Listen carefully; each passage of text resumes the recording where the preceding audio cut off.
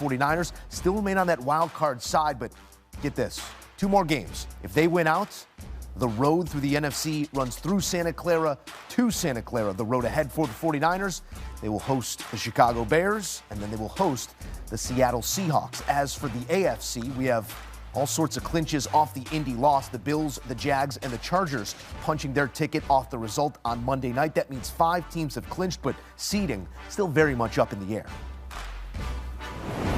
Bryant McFadden and Emery Hunt back in the mix. Joe Musso, your host. And gentlemen, I want to start there in the NFC off this win for the San Francisco 49ers. It was impressive stuff, the type of stuff that inspires a belief that, yeah, they can win these last 2 games. It can come through Santa Clara. For that to be the case, Mac, it's the Bears and it's the Seahawks. Yep. That's high-level football. Yes, sir. All the way home. But what makes you believe that San Francisco can pull something like that off? Because their offense is hot, very, very hot, right?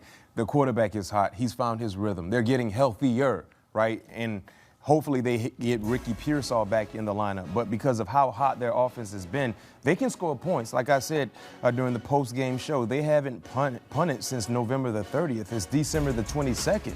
They've been rolling.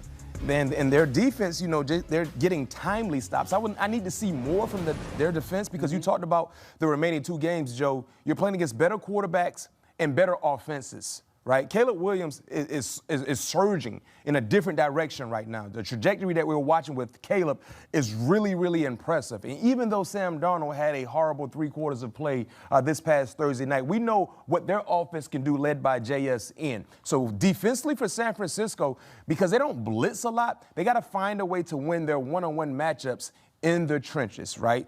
If they want an opportunity to have everything come through their crib there in San Francisco. But I like their chances because, like I said, man, Brock Purdy is, you can say whatever you want to say about the criticism or the lack of trust, whatever the case may be. No, I believe Brock Purdy is a more than capable quarterback to get the necessary games in to be able to have everything come through San Francisco. You know, I'm always glad when you bring up Caleb Williams and the Chicago Bears, but especially in this instance because, Emery, that's not in kind a battle for the 1 seed, but the winner of that game, Sunday night prime time, will be going into Week 18 still believing that they can be the 1 seed. If Chicago wins out, they take care of that business against the San Francisco 49ers, and then against the Lions in Week 18, they'll have a loss by the 49ers, and the Seahawks will then play the San Francisco 49ers in Week 18. If the Seahawks fall, then it's Chicago as a 1 seed. So all that to say, you have 2 teams believing they can be a 1 seed, and Chicago, with hats and T-shirts in the building, can clinch the NFC North with a win in San Francisco. What do you see when you put those 2 teams on the same field next week? Well, if you're San Francisco, based on what we saw tonight and what San Francisco needs to beat a Chicago, you need your linebackers, D. Winters, et al. To make plays like they did, not only in the passing game, but also in the run game, because you're going to see a similar team that poses some of the same threats that you pose as your own offense does. They can run the football when they want to with multiple backs, and they utilize their tight ends rather well. So San Francisco is equipped to be able to defend Chicago. Now, for Seattle, it's about being opportunistic on defense because Darnold's going to give you some opportunities to make plays on the ball, and you have to make those plays because the things you need to have success in the postseason, you have to have a run game, you have to be able to be opportunistic on defense, and your quarterback just has to be efficient. They have all 3. But in different games, these last 2 games, that's where they're going to need their linebackers, their defense, and also their run game to be successful. So we've entertained the San Francisco point of view. We've entertained the Seattle point of view. Are we ignoring maybe the best team in football and in that NFC West in the Los Angeles Rams? I know they let one slip against Seattle here in Week 16, and they need the chips to fall correctly for them to be the 1 seed. But what is their role in it all in your eyes? They may have the MVP in Matthew Stafford. We've said this ad nauseum. They can run the ball when they want to, whenever they want to. They have 2 good pass rushers that can get after the quarterback. They have a game-changing defense, and they have the coordinator, head coach / coordinator, that gets you in the right play at all times, and they have depth. So they've been able to withstand some of these losses up front on both sides of the ball.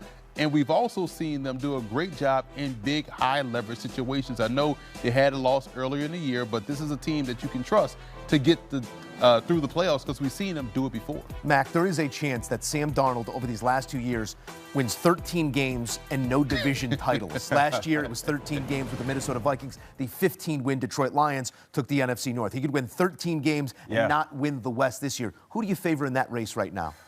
In the West? In the West. Oh, my goodness, man.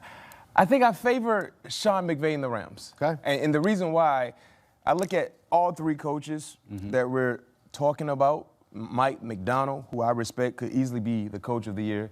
Kyle Shanahan, even though he won't be necessarily in the running, he could be coach of the year because of all the injuries. And then Sean McVay. I take Sean McVay, in my opinion. And then when you factor in the quarterback play, I think we all would take Matthew Stafford over the other two quarterbacks. The running game, I like what San Francisco is doing, but to your point, Emery, the Rams can run the football really, really well at a high clip also. Pass catchers with a healthy Davante Adams, right, and the way they run their offense with the Rams, I take the Rams.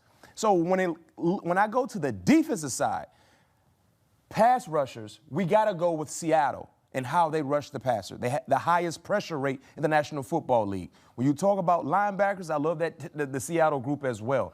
Secondary-wise, that's my one concern with the Rams. You know, at the perimeters, sometimes they're hit or miss when it comes to coverage with their corners. And that's what we saw in the fourth quarter against Seattle. But if you had, for me, if you're making me make a choice, I'm taking the Rams. Okay. I'm taking the Rams because there's something about Sean McVay where it seems like when you think you've seen it all, he still has something left. And they did a great job without Davante Adams. He's going to put his team Thursday in the best position possible to win those football games. Unfortunately, they need to win those football games and get one loss or more by both of those other teams. And I'll say this, I think the Rams are better equipped to win on the road than the other two teams also because, you know, SoFi Stadium is not necessarily home field advantage. Where is the road? That's my question. That rainy day in Carolina brought out a LA Rams team that we have not seen in quite some time. It's going to be interesting to watch it all play out in the NFC, as is the case in the AFC. I want to center our focus here to the team we saw on Monday night, that being the Indianapolis Colts, who now have to win out and have Houston lose out to earn a playoff position. That is versus Jacksonville at Houston. Houston is at the Chargers, and then again, that common game right there versus Houston, Mac. We are talking about a 98% chance to make the playoffs 5 weeks ago. Wow. You found your franchise quarterback. You trade 2 first-round picks for what you hope to be an elite defender, and all of it comes crashing down. Now a 2% chance. I don't want to ask you how realistic it is because the numbers tell that tale. What do you make of this last month plus for Indianapolis? You talk about a total collapse. That's what we've watched with the Indianapolis Colts, and they've been trying. They just, unfortunately, man, just a bad bill of health. When you lose Daniel Jones, you're in a situation where you got to try to scramble, and you lost Daniel Jones after the trade deadline, so you couldn't make any trades to bring in a capable guy. You were so desperate, you had to go get a player who has been retired for 5 years. He was a semifinalist for the Hall of Fame. You lost Daniel Jones, and then in short order, you lost his backup, Riley Leonard, who you're not sure if you believed in, and a few weeks prior or a couple months prior, you lost what was the starter that then became the backup to an exercise band injury. Yeah, no question. And for that, I think their playoff hopes are disco dead. They don't stand a chance. Granted, there's a 2%, mathematically speaking, you still have a 2% chance. That's basically zero, in my opinion, because you got Jacksonville, who's playing the best football we've watched all year long. And they have a defense that can go hunt. Right? So that's not a good matchup for Phillip Rivers like we saw tonight. This was the best possible matchup for a guy like Phillip Rivers because they don't rush the football quarterback well in San Francisco. Then after Jacksonville, depending on what happens with Houston and the Chargers this weekend, who knows how important that game will be for Houston to solidify their seat in the tournament. And we know how they hunt quarterbacks with Danielle Hunter and Will Anderson Jr. I don't see Indy winning either of those ball games. That little running back dump off, not gonna get you there. No, they got hunters. Them boys, they look like what they hunt in Houston. You know, I say that all the time. And you can't overlook what Jacksonville do on the defensive side as well. And Trevor Lawrence has been balling. Right. If you're the coach, you're banking on the AFC South to do the AFC South things. We've seen Houston come out sluggish and lose games that they're supposed to win. We've seen Jacksonville be a little bit inconsistent that kind of keep bad teams in games as well. And that's where your 2% lies, because if it's just straight, everybody's playing their best on any given Sunday, they're just better than the Colts flat out, just on both sides of the ball, especially now that you're weaker at quarterback, but a guy that just can't move. They can't extend the play. They can't buy time. They can't create above the X's and O's. Everything is how it's drawn, is how it's going to be run. You know, there's nothing extra with Phillip Rivers right now. And Trevor Lawrence is a different quarterback right now. Right. He's a different quarterback than what they've seen in years past. The last 4 games, 12 touchdowns, man. He's throwing the football extremely well. They're running the football. They got an abundance of backs that can run the football and catch the ball out of the backfield well, man. So this is a different Jacksonville Jaguars team. To your point about hoping the AFC South do an AFC South thing, I don't see that happening. And I just, unfortunately for the Colts, this might be the biggest collapse that we've seen in the NFL when it comes to playoff implications over the last decade or so. 30 years. 30 Not years. since 1994 has a team gone 8-2 to start and missed the playoffs. They were 98%. Now they're 2%. You add it up, that equals 100% disappointment in Indianapolis. Raiders. Yeah, you had it. Very good. Our football historian, Emery Hunt. History on hand here on the NFL on CBS, our Week 17 slate. Mac, your Steelers. That line is funky. They might be division champs before they even get on the field. The totals tell you everything in these games. The line is funky. If the Ravens lose on Saturday, the Steelers will be champions in the AFC North even before they take the field. And careful now. Careful now. You got a record that might fall with your quarterback as well. Myles Garrett looking for one more and the record on his own. Get it against A-Raj. Put your wrists up, B-Mac. Ain't trying to be on. Put your wrists up. And then how about 405? Giants and Raiders. Who wants battle the for clock? number one. You should get 2 number 1 picks if you win that game.